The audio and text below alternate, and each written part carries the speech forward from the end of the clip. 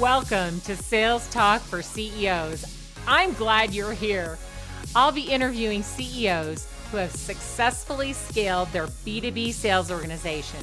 In each episode, I'll start by uncovering the sales background of each CEO, dig into the strategies they use to build their sales organization, and wrap it up with what the future holds. We'll cover the good, the bad, and the ugly of scaling a sales organization. I'm your host, Alice Hyman. Welcome. I'm so excited about another episode of our expert series. You know, I started this expert series a couple months back because I had been interviewing CEOs and talking about how they scaled their sales and how they built their sales organizations. And what I wanted to add to it was advice for CEOs on that would really help them scale their sales, right? So today we have a really important topic, and I want every CEO and everyone who supports the CEO out there that's listening to get ready to take notes. This is one of the most crucial things that your company is probably not doing right, and it could really be preventing sales. We're going to talk about your value proposition, and so I have brought an expert in this topic, my good friend and mastermind partner, Lisa Dennis. Welcome, Lisa. Thank you, Alice. I'm actually thrilled to be here with you. And yeah, you are my mastermind partner. You're definitely plugged in to what I'm doing, and I'm really happy to be here with you on yours. Now, Lisa, it's true that you actually wrote the book on value propositions. Lying around, here it is.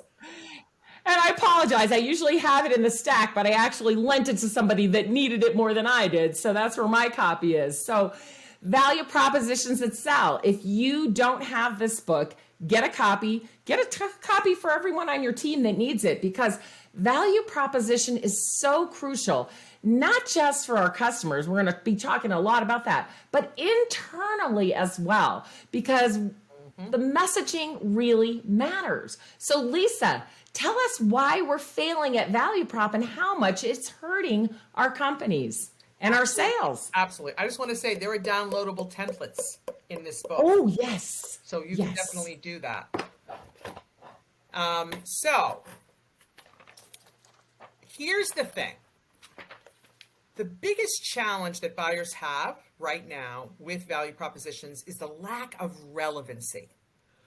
Most of our value props are about our own company, our own products and services, and we're leaving it up to the buyers to connect the dots themselves. Yeah. And they don't have the time or the patience to do that. How important is it? Well, my research showed that the less relevant it is, the less likelihood you're going to get on the short list or you're going to get a decision in your favor. How much? 35% less likely to get recommended for the short list. And here's the killer stat. 47% less likely to get a yes. So it's really crucial. So what does every salesperson want, right? They want everything in their favor so they can absolutely get on the short list. But of course, what we're looking for is the win. And what you're telling us is that our value propositions are decreasing our chances of winning deals. Absolutely true. Because we're focused on ourselves. You can have a value proposition it's what I call inside out. It's all about what we're doing inside and we are pushing it out, as opposed to having it be outside in, where we're talking about their market, their industry, their priorities, their issues, their roles. We want to make it relevant to that, and that pulls them in. Yeah, I know a lot of us out there trying to help companies talk about the messaging being, oh, I, we, right? And it should all be about you, right? It's right. And so I know that it's funny, but it's not, right? Yeah. And every email a salesperson writes that gets deleted is because it's all about them, their company, their products, their service. Every message on the internet, on social media, in your ads, on your website, if it's all about you, you're pushing people away where you're thinking you're pulling them, but you're not. So I'm going to put you on the spot a little bit, but do you have some examples of, what people typically think is a good value proposition, and they've, put that out to the world? We do this and we do that, right? If you've got an example, and then help us flip it, right? So that it's now directed at the people we want to engage and draw in. Sure. So clear sign that your value prop is all about you is if the value prop starts with the name of your company. Right? Right out of the gate. Okay, wait, pause. All right, everybody, go check, run to your website. Does your value prop start with the name of your company? The second thing is, how many times do you mention your company in your value prop? The winner that I have, they had a long value prop, very long, 17 times. Think about that, okay? So that's an issue. The second issue is, are you writing a one-size-fits-all value prop? Meaning, it's super generic. I'm going to tell you something. I have a closet full of clothes that are one size fits all that fit nobody, including me. The value prop is exactly the same. The more generic it is, the less relevant, the less timely, the less engaging. Right. And it's because, Lisa, I can't see myself, right? Yeah. So as a buyer, I approach your company, your messaging, wherever I might find it, even if it's someone else telling me about it, the more generic it is and broad, the less I see myself in it, and therefore I don't see how we belong together. Agreed. I see product marketing people, industry marketing people, lots of people writing value props that haven't done really good research on the segments that they're addressing, right? At best, a value prop is kind of broad. It's product, service, solution driven, period. Yeah. All about your stuff, okay? If your company's large enough, maybe you're doing industry marketing, and at least you're going to take it down a level to industry, but you are aiming at everybody in the industry. And I really think you got to go a level lower. Who are the key personas you're aiming at? Because I'm going to tell you, the CFO does not care about the same stuff as your VP of marketing or as your line of business manager, right? So that's the other thing is that our segmentation is too broad. Therefore, by definition, our value prop is too. Okay, so are you telling me that companies might need to have more than one value proposition? Yes. You need to build a value proposition hierarchy. Absolutely. So think about it this way. Here's your brand value proposition. It's up here. Yeah. Okay. You already have that. Okay. You, at the bottom of the hierarchy, already have product, service, and solution value props and messaging. And I'm not saying it goes away. There's a time and a place for that. That's deeper in the sales cycle. What's missing is the middle layer of that hierarchy, which is really keyed in to either what are the key business drivers or key segments or key personas. And you can do value props for each, but you want to version, and they all should ladder up and down accordingly. The challenge with brand and product, service, and solution is it leaves it up to your salespeople to customize on the fly. That is not a good thing. Not everybody can do that. It's not automatic. So really where marketing can help is providing that really focused, relevant layer, and then being able to work with sales and how to embed that, how to use it in conversations, how to use it in content, how to use it in tool, some of the sales enablement tools. Yeah. That you've got the flow. Let's face it.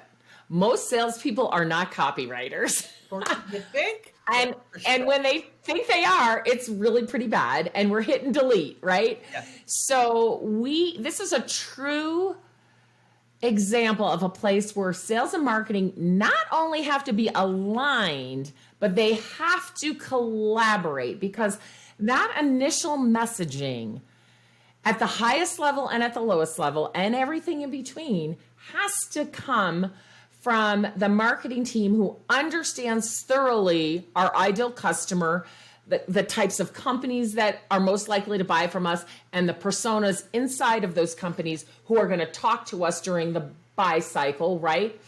And get that messaging right. And then what you said, which is even more important, okay, usually they do that part, or maybe they do that part, and then here you go, sales, here's your messaging. Oh no, salespeople do not know how to use messaging. You have to train them. I heard you say that marketing has to train sales and show them how to use this messaging in their social posts, in their emails, in their conversations, in their, video emails, whatever communication they're doing. Marketing's job is to help them understand how to put these great messages that speak to the customer and engage them, to just insert them everywhere. So, okay, how in the heck do we do this, right? So I've got I'm like so much on my mind here that I want to talk to you about. Two things I definitely want to do. I want to give people some solid examples of what good value propositions are. Like maybe give one bad one and then flip it to a good one, and then kind of walk us through what some good ones could be. And then walk us through how we can get our salespeople to be able to use these messages. Because, the CEOs out there are looking and saying, look, sales are flat, sales are down, or maybe even sales are up, but we know they could be even higher. And they're looking for reasons. And too much of the time, they're looking at the wrong things. If sales are not where you want them to be, let's go back to the beginning. What's the messaging that you're using? That's going to be a huge part of the problem. All right, so where do you want to start, Lisa? I actually want to go back a step further, right? Okay. Which is, and this is where I always kind of force customers to go back, is let's look at your segmentation. Who the heck are you going to talk to? Because that's also totally broad-based, right? It's really crazy. Right. So really nail down who are the core segments or personas that we're trying to address. Now let's look at what we're serving up to them today, okay? Right out of the gate, here's what's missing. No reference whatsoever to their environment or to their industry, right? What's driving them? What are the market drivers that are forcing them to make decisions, which is why they're looking at you in the first place, right? So what I'd like to do is nail down how many segments do I want to focus on here, and I'm going to do a value proposition platform for each one of them. And that's something that I talk about in the book, is building a platform. So it's not just one little statement. You nail your segmentation, you nail what are the key business issues, challenge, goals, or objectives, that particular segment, and I'm talking decision makers and influencers in their have. Now I'm going to translate that into the front end of a good value prop that you never see. That first line or two of your value prop should be 100% about them. 100%. You don't even get to mention yourself in there. I work with entrepreneurial companies all the time. I do a lot of startup work as well as big enterprise work. And that's the first struggle everybody has. Like, oh, you mean we have to their language, their issues. That's your front end. Once you have that front end, it's like, hey, we know you. That makes me lean in, right? Then you net out the second piece, which is your actual offering and the top two relevant benefits. That's it. Right? Okay, pause there for a second, because I think this is so important. And you and I do the same thing I don't not do the same thing in terms of value prop, but do the same thing in terms of getting people to focus, right? So if you have 3 verticals that your company does really well in, and those are your 3 verticals, let's just take banking, government, and insurance. They certainly have some things in common, but those industries are quite different. And there's things unique to those industries, unique to those companies within those industries, unique to the way they compete, and then unique to the people who work inside of them who are going to be making the decisions. If you're all over the place and you don't know who you're aiming at, none of this is going to work, and your sales will not thrive, right? So even your pipeline will be a mess, because you'll have all kinds of deals in there that aren't actually going to close, because you're not selling to the people who are most likely to buy from you, which makes sales so hard. And that's just a problem I see all the time. So I think this is a key point. Get your target right first, and not just get it, but know it. Research it. Have the data. Have the information. Because if you don't, how are we going to write that beautiful messaging that you're going to have us write? I agree. And let me just say this, though. I'm going to add to that, Alex. So those are verticals: banking, insurance. I don't remember what the third one was. Government. Right? Government. Okay. Well, those are sectors. Okay. Oh. So those are they're this big. If you're aiming at banking, I want to know: is it retail banking? Is it capital markets? For starts, because those are different. Those are completely different animals. Or fintech, right? Because fintech falls under banking now too, right? Yes. So those 3 are different. I want to go down to the segment level. If it's insurance, am I talking health, Am I talking life? Am I talking disability? Am I talking specialty? All those markets are different, right? So public sector, oh boy, whole other different animal. Right, Whole right. other different animal, right? So, you look in public sector, let's take the Department of Defense. 5 major agencies, all driven Yes. by different things. So I'm saying get as close to your ultimate buyer, because you could go into public sector and go, okay, these 3 subsegments are relevant to our offerings, and these Yes. others are not. Why am I Right. making a generic message aiming at everybody? I'm going to miss the people I care about, and these people, they don't care about me at all, and I don't Right. care about them.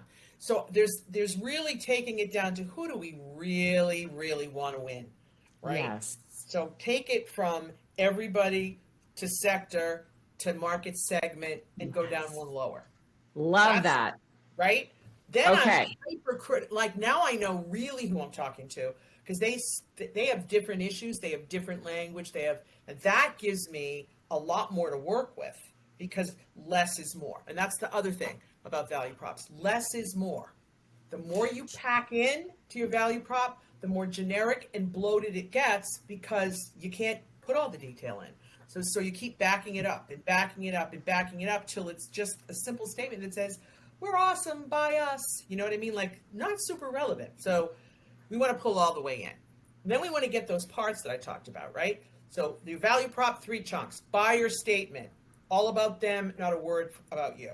Your specific offer, not everything in your bucket, right? Specific to that. You got to lead with something. You can't dump the whole thing on them. People just can't handle it. I hate value props like our services and solutions, and I'm as a buyer going, which one are you talking about, right? Okay, go in specific benefits, and then the last chunk, which is your differentiators.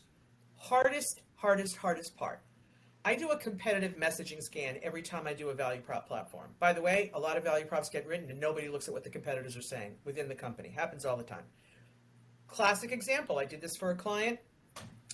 9 competitors compared their value prop against the 9 before we started work.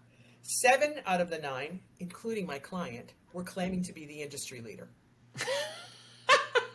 Liar, Well, there you have it. No, you can't all be the leader, according to her. I'm a buyer and I'm looking at these. I'm like, you're the industry leader? You're the industry leader? Somebody's lying. Right, exactly. So most differentiators, super weak, super not specific, not provable. I'm going to actually make a pitch for a colleague of ours, Lee Sauls. He focuses Lee's 100% awesome on differentiators, and he's got a book on differentiation that everybody should get. I have it, I use it, because there's a lot of different ways that you can differentiate. A lot. There's categories, and you really need to think through, because it's hard. You need 2 good differentiators in my book. 1, what is different about working with your company for that particular segment? 2, what's truly stand out different about your offering? And don't just tell me it's a feature, because that's going to only have a shelf life of about a minute before one of your competitors do it. So it's got to be something material about what's different about the way your buyer's going to feel, look, achieve, all of that. That's key. Those pieces, right? And then there's the secret sauce, which is what I call the backup. You're going to nail down the top 3 to 5 value drivers.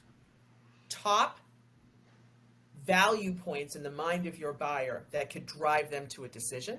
You're going to quantify each one, so quantification, and then third-party objective proof.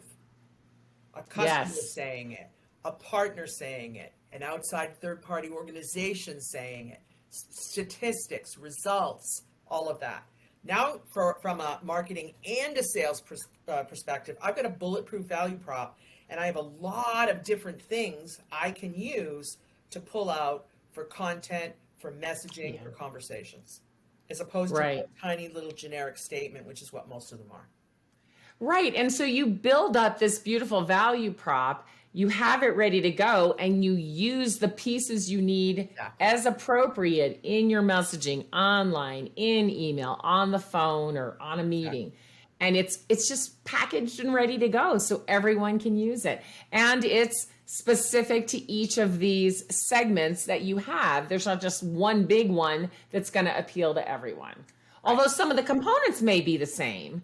Right. Some of the specifics won't be the same. Won't be. They'll be different. The other thing I want to say is when you roll out a new value prop, your first rollout is internal. If you don't present the full on to anyone who's customer facing, not just marketing, not just sales, okay? Well, the entire company, why not? Yeah, I mean, I've done entire company rollouts of this. It's internal before you put it across the fence, because everybody's then playing catch up, which means everybody's kind of winging it and making up their own stuff along with it. And you need to understand, they need to understand, here's what we did, here's why we did it, here's how this messaging stacks up against the competition, here are the main value points you need to have front of mind. Like, roll it out internally and here's the content, here's the changes to the website, here's the things that you're going to use that we've already embedded it in. This rollout is so important. I want to stay on this for a minute, because one of the most fun things that I do with my clients is before we do a lot or change anything, I say, let's have all of your salespeople write down the value proposition for your company that they use when they, craft messaging. And so we get them all collected, right? And my clients, they're smaller, so we might have 10 to 20 salespeople, not hundreds of salespeople. So I get them and I literally put them in, I kind of edit them down a little because they're quite lengthy usually.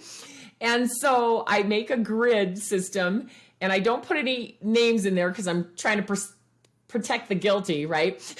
And so I put the value props in the boxes and I show them on the screen to the senior team and the salespeople. And it's like, what? How is that even possible? Like, rarely are they even two that are similar. Exactly. There may be a word or two, but most of them are so completely different. It's frightening, Lisa, frightening. It is. And so when I say to them, okay, so now how do you expect your customer to understand what's for them, what you do? How can they know to choose you? We don't even use the same messages across the whole sales team, let alone marketing, let alone internally, externally. So you are 100% right.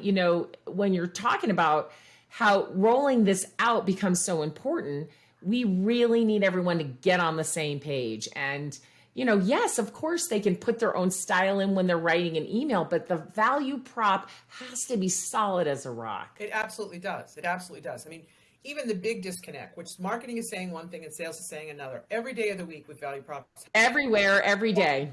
Every day, right? So, getting your arms around that. I had a client last year, and I ended up working for them for a year, which was they got handed a bunch of new messaging and a bunch of emails. No cadence, no flow, no anything. And the emails were brochure-like, right? Brochure-like. And I was talking to the head of the inside sales team, and he's like, what do I do with these? And I'm like, well, maybe you should get rid of them. Like, let's start over, right? So give me your personas. What is it? We've got running some sales campaigns. What are the drivers for the campaign? And I completely redid them. And I gave them several different cadences that they could do. So, and to mix it up, right? It's another thing. It's like, what? You need to take that messaging also in. If you got a call, voicemails, you need voicemails, emails, you need email copy, you need a Twitter copy, you need like let's layer it out, then let's build that into a cadence, because it's not just the words, it's how do you deliver those words, format and timing. And that's the other thing, is that just having a value prop and a piece of paper doesn't mean that that message is going to come alive. So treating those as two separate activities, I also think, is kind of a disconnect. It's like, how are we going to deliver this? Who's going to deliver it? And what changes or nuances do we need to build in to make sure that everybody's comfortable doing it? That's the other half. Right. Well, Lisa, everyone's talking about storytelling now, right? It's all, it's always been a thing, but now it's like a big thing. Even people who never talked about storytelling before, that you and I both know, are talking about storytelling. I'm like, wow, okay, that's the way it goes. Like, it's flavor of the week. Everybody's on storytelling now. But people are trying to tell stories without having the value prop solid. Right. And that is what I notice is the big mess, right? Okay. So you cannot tell the story of your customer's success or how you built this or any of it if the value prop isn't there first, because that's got to be embedded, or your customer's going to be like, well, that's a great story, but... Plus, you're leaving the whole point of you're telling the story in the dust. right? It's like a story has to have a point. And let's be real. If we're storytelling in business, there's a commercial driver there, right? And your value prop is either missing in action and it's not in the story at all, or it's buried, or it's deconstructed in a way that doesn't make sense. So, you talk a lot about there's a lot of, training around, here's the steps that you have to build to in a story. You really got to take your value prop and deconstruct it, which is kind of why the value prop platform that I build and that I'm recommending people learn how to do in the book is it allows you to deconstruct it and embed it in the different sections that your story would have. Because you're trying to lead them. It's like you're breadcrumbing them down the path with the storytelling. You really are. And I also think the problem with storytelling is that it's open season to get carried away. And they're really long, I find, when I start people doing it. You know what I mean? Yeah, absolutely. I'm telling you, I think storytelling is fantastic. But, in a movie, right, it's scripted. But it's scripted and practiced so well that you don't know that it's scripted and practiced. You don't feel like it is. So if you're listening, CEOs, number one, get the value prop right. Yes, then bring in the storytelling trainers and let them have the value prop and make sure the stories are built so that value prop comes through, because we're doing the same thing. We're putting our customer in the center, right? We're making them the hero. We're the guide. So these two things fit together beautifully, but I see one being done without the other, and then never the twain shall meet. And we can make really good, tight stories, craft them, practice them, and then they just roll out of our mouth as if, it's just the perfect story because we've done all that work. But when you go crazy with storytelling, the stories aren't helping us do anything, right? It's like, oh, the salesperson says, I'm supposed to put a story in here. So they put a story in. I'm like, where are you going with this story? Right? They often don't even see themselves doing it. I did a big value prop rollout. One of the outcomes of it, and we pulled together all the content, but one of them was brand new capability deck, right? And so how do we get the sales team squared away on that? So here's all the scripting. And literally it was it's scripted, right? And here it is, and you need to work and practice it. And then they all of them had 3 coaching sessions apiece with me. The first one was videotape yourself delivering this. You're going to have to get and videotape it, watch it. If you don't like it, do it again until you're comfortable, send it to me. And then our first call will be going through that. Okay. I had 14 reps. First one had not even watched his own video. And it was, God love him, it was terrible. Painful, right? Painful. Totally winged it, missed half the points. I mean, terrible. And he comes to the meeting and he's a really effective sales guy. He sells well, right?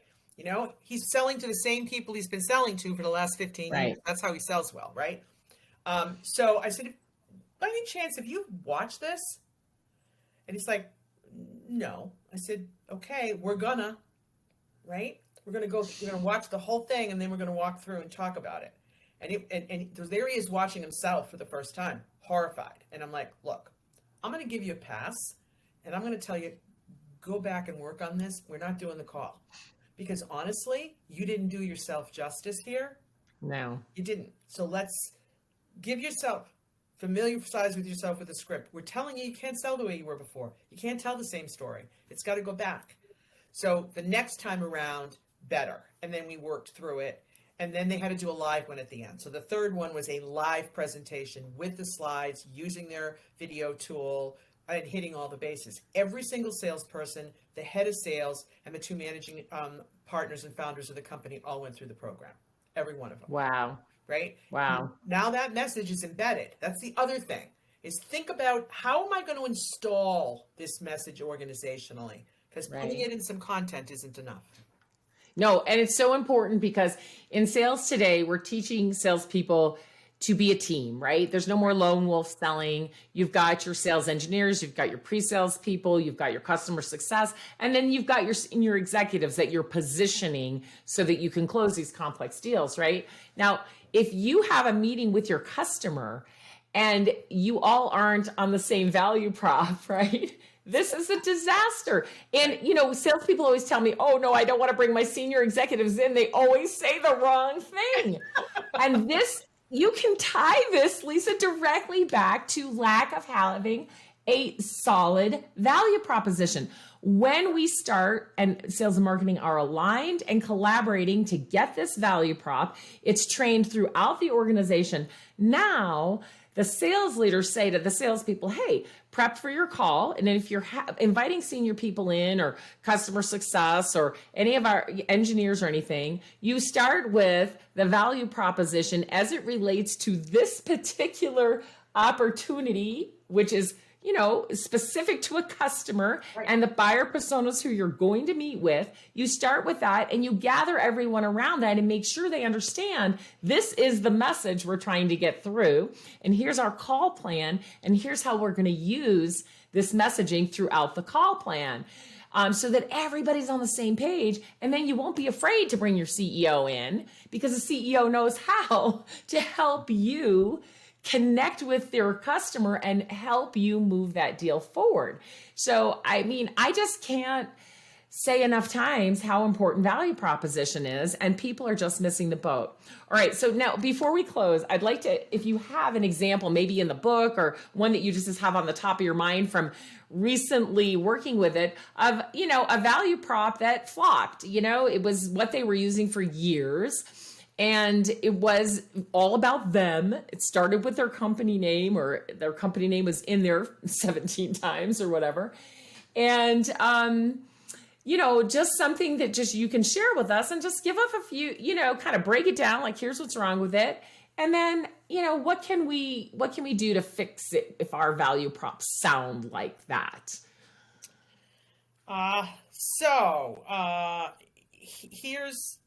Here's an example. Here's a good one, right? It's kind of a standard one. And this is how I'm sure it's going to sound familiar to many people listening, right? This is a small business one. Okay. So this is how they started to it. We are a company dedicated to uniform and logistics in the civilian agency, emergency service, and military markets.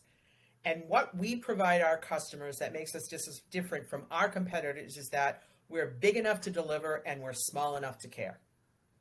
While remaining a family business, we have the organizational and the financial resources to... Okay, I'm snoozing. Right. And it goes on and on. Here's what the problem. It's nobody cares about their company. I say this, and I've done this with small business, family owners. I know it's really important to you that it's a family. Right. And with all the love in our hearts, we're telling you, right, but it's not important to them. Right. Okay? That's on your About Us page, right? Right. I don't really, it's not top of mind. I don't leap out of bed and go, I'm going to buy something from a family business today, except on, small business Saturday. Yeah. Small business Saturday. That's what I'm doing. I leap out of bed and say that. But for the rest of the year, I do not. Right. So it goes on. Right. I'm just trying to get what I need as a buyer, right? It's like, I got a problem. I got to solve it. I just need to get what I need from the best possible provider. Identify the number one challenge or objective in their language in one or two sentences right at the top. That's it. Okay. So read their first sentence again. What did they say? We are a company dedicated to uniform and logistics in the civilian agency, emergency service, and military markets. That's long. Okay. What we provide our customer that makes us different from our competitors is that we're big enough to deliver and small enough to care. I got two problems here, okay? Number one, we start with us. We are. Number two, they went straight to what they think is the differentiator. And you know what's missing in the middle? Is this relevant? Like, are you talking to me or are you talking to everybody? That's my first problem. And number two, what's your offer? What are the offers and why would I care about it? I don't care how you're different until you tell me if what you have is relevant. You've got to get them to make a decision. This is for me, or it's not, quick. And the thing is, that saves you time. How many of your salespeople are chasing after deals that they will never close? Right, because those companies aren't likely to buy from them. They weren't a good fit anyway, but they couldn't identify that. And so they were willing to listen. It's amazing how many demos go down because the person doesn't understand what you do. So they go ahead and take a demo. Then when they learn what you do, they're like, oh, that's not what I wanted. No. And you wasted their time and yours. Right. Or they'll go, oh, that sounds really interesting. Send me a proposal. And everybody goes, that was easy. And then you never, they ghost you for the rest. Never hear from them again. They're ghost you. So I think that's the biggest challenge is like, your first two lines have to be about them. Think about that first. What does that look like? Back to who am I aiming? Top challenge, top objective, top whatever. If you're aiming at a specific account, you should know that. So build it into the front end. My number one mantra, and those who know me have heard me say this 1,000 times, right? A value proposition, I have a Chotsky, is a mirror, okay? It's a mirror. When they look into the value prop, the mirror of your value prop, and they don't see themselves, you're already in trouble out of the gate. You already are. They've got to see themselves quickly. So you really want to, what's the right thing to start with? The right thing to start with always is them, right? I just want to know. I want a quick no or a longer yes, okay? And that yes happens in steps. So I'll lean in as a buyer if I see myself or I hear myself in what you're saying in terms of where I am or what I'm thinking about. Otherwise, you're going to have to convince me to hang in there. Right. And that's too hard. Convincing is too hard. We got to make sales easier, not make it harder. Right. All right. So what could they have said in their first sentence that might have been better, Lisa? So what they could have done better is to really talk about what is it that those people are trying to do. I'm like digging through trying to find the example, right?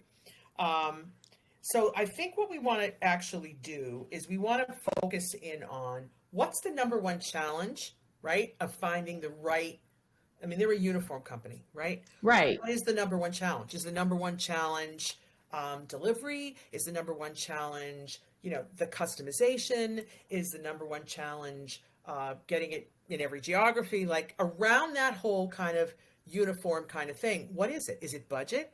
I mean, they were aiming at local municipalities, right? So it's funding, it's budget cycle, it's that. What do you do when you need to upgrade and you have all those kinds of things? Well, and for me, thinking about people who do buy uniforms that I happen to know, they don't last a very long time, and so I have to keep purchasing them because they get holes in them or the seams come out, so I want a uniform that can be, it's wash and wear, right? It can be used over and over again without me having to continuously buy. I mean, of course you're always going to have to buy more, but I'm looking for quality, Here we go. So here it is. So this is the newer version. Okay. And I go for a meatier value prop, honestly, because I think I use it for everything.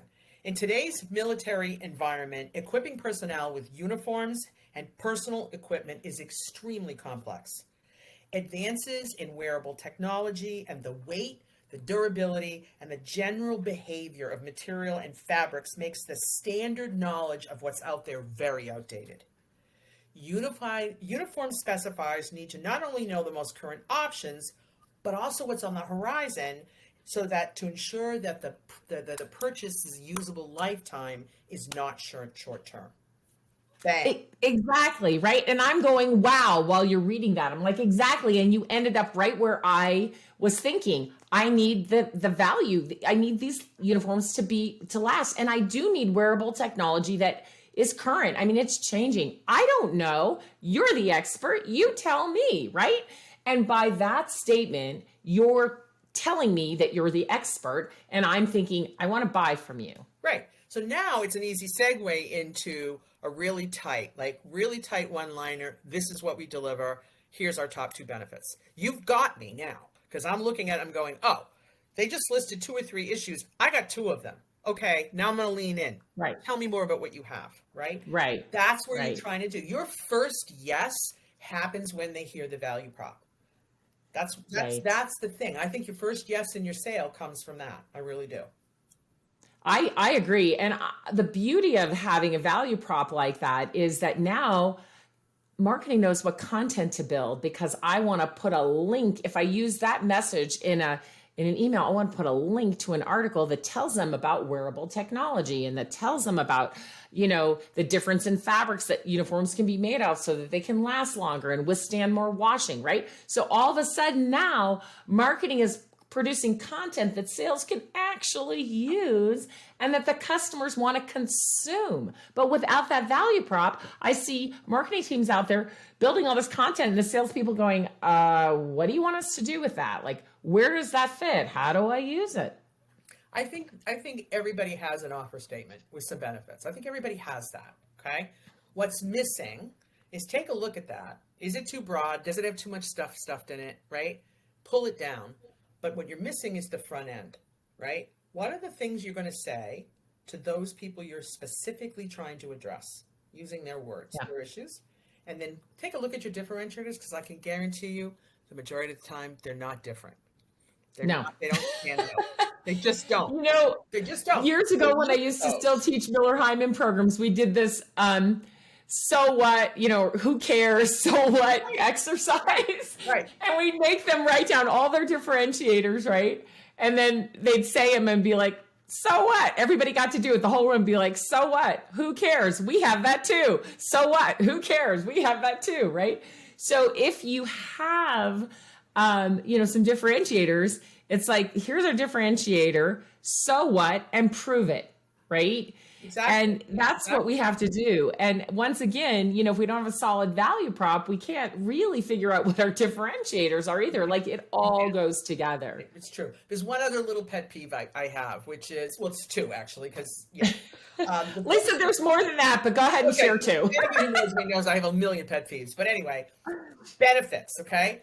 Standard stuff that people claim. We're going to improve efficiency. We're going to cut costs. We're going to improve revenue. And that's all we say. The question they're going to ask is how much. We just put this generic crap in there and quantify it. It's like, you know what? How much are you going to improve my efficiency? How much are you going to cut costs? And people go, oh, we don't want to tell them because we might hold us to it. Really? So, well, A, yeah, you should be able to. They should hold you to it, and you should be willing to have them do that. B, take a look at your customers. Are you tracking results? Up to 10%, 10 to 15%. Right. Put a stake in the ground. Put a stake in the ground. That's really key. And the other major pet peeve is acronyms, internal language or words. Please smack yourself every time you put an acronym in there. Oh, it's industry standard. Everybody knows it. Okay. A, no. B, if they don't, they're not going to tell you. And C, it's just sloppy. Okay. So spell it out. Simple, plain language. Even for the most technical of products, in fact, the more technical it is, the more you need to simplify the language. So that's the other thing. I saw this great ad. I think it was for Geico. I saved it for my next training. And the entire ad, all of the people in the ad are speaking in acronyms. The entire thing around insurance. Funniest thing I love it. saw. But it's true. I mean, it's ridiculous how many acronyms are in these. Tech companies are absolutely in love with acronyms, and they're all their value props. And it's just, out. Oh my gosh. All right. And wrapping up, Lisa, give these CEOs a place to start. What should they do if they are worried that their value prop is not doing its job and that, everybody's got a different one? I mean, I'm going to say to them, hey, go ahead and ask your sales leaders to collect from each salesperson what they think the value prop is. That'll be pretty funny. What else can they do to start? They had to really, I think they need to do an assessment of what their value prop is, first of all, right? What are the things you're trying to drive? What are the key points of value you're trying to drive? Does this actually demonstrate that, right? Do we have actually the proof points to back up the statement we currently have?